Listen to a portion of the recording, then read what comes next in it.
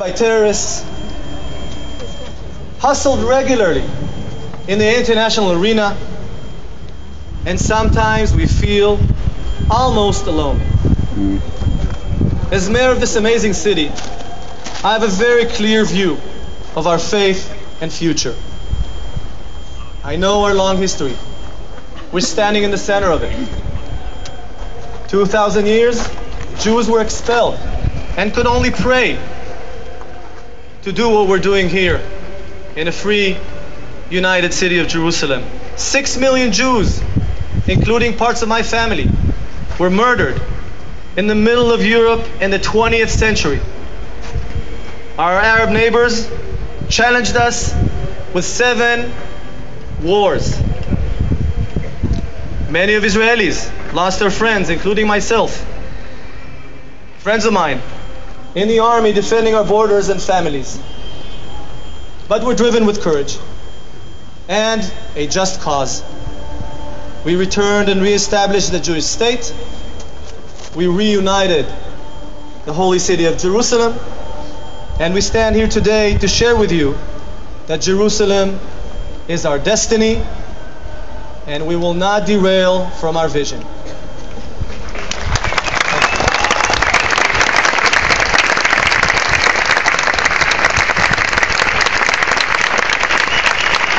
With courage, we will not deter from our vision, building the united, undivided city of Jerusalem. We will not be derailed from respecting other religions, from being proud to show our past, from developing Jerusalem as a leading destination for pilgrims and tourists from all over the world. There is room in Jerusalem for everyone, for Christians, for Muslims, and for Jews alike. You folks here in the crowd have come from all over the world with similar courage to support us here in Israel and in Jerusalem. Do you know how important it is for us, your support, coming here, praying for the success of our future? It is important beyond words. And I want to thank you.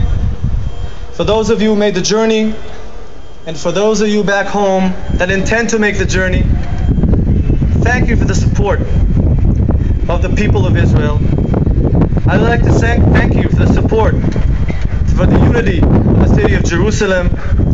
I would like all of you to go back home as ambassadors of peace of the city of Jerusalem. Tell people what you saw. Tell people what you felt. Tell people what they must do, like you. Special thanks to Glenn Beck. I want to thank Glenn personally.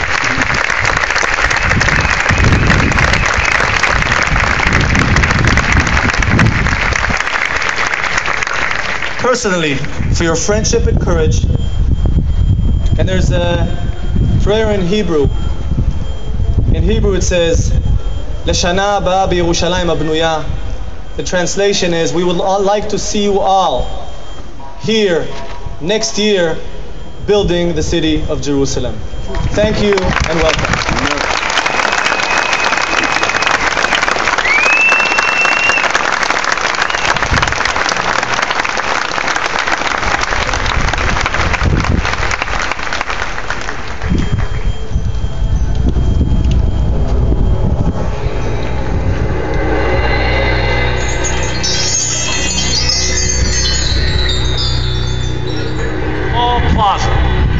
On the edge of a modest mountain, overlooking a shallow valley and a tiny stream. This place, so modest, so small, is where God chose to first reveal himself to mankind. And God fills it with his majesty for as long as man has known God. He has come here to Jerusalem to touch the mantle of the divine. 3 faiths, 3 peoples, and while our faiths may have taken us away from each other, we always come back to God and we always come back to Jerusalem. On this plot of earth, God first spoke to Abraham and tested him. And from that test, he forged a covenant to make him a great and mighty nation. This is where God told David to build a capital, and where Solomon was to build the temple to house the holy tabernacle. The tablets on which his commandments were chiseled by Moses, the Ark of the Covenant, the Holy of Holies, all here. This is the throne of the Lord. And Jews for centuries have prayed for this moment in time when Jerusalem could be rebuilt.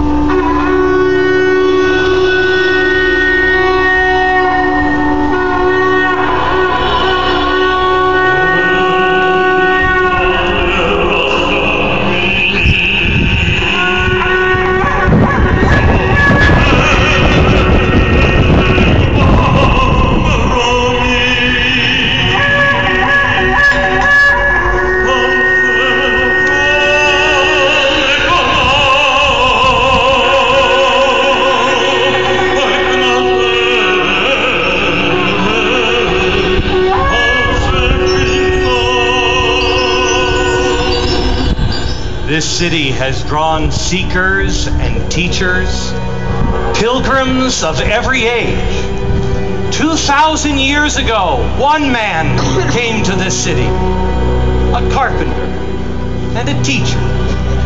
He drew a following. He drew suspicions. An indifferent empire saw him as a nuisance. His students saw his love. Christianity teaches that through him man was redeemed and a new faith was born. The faithful pilgrims return today to this place. They walk in the footsteps of Jesus. They rub these stones and they feel his love.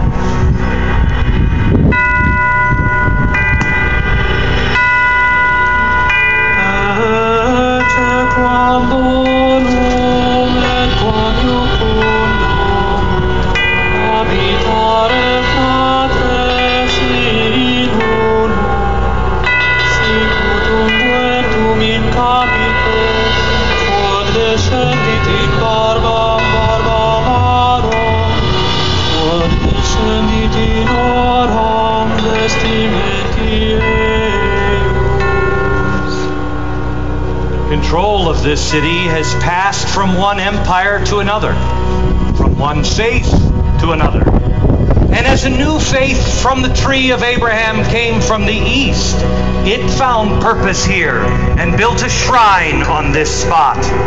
Here, Islam teaches that Muhammad ascended to heaven, and over the centuries, no matter who has ruled this city, the call to prayer rolls over these stones and over these hills.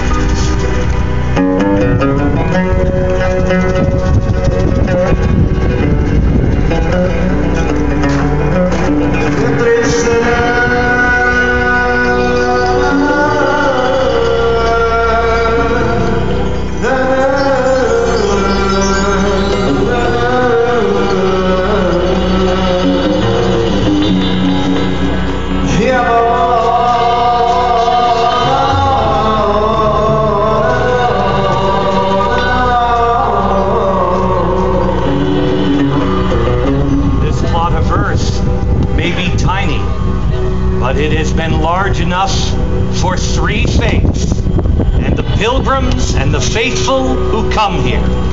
It must be as big as God's heart, and it must remain open to all. Today, many people and many strong nations have come here to this spot, sacred to billions of God's children around the planet, to this holy city, Jerusalem, to restore our courage.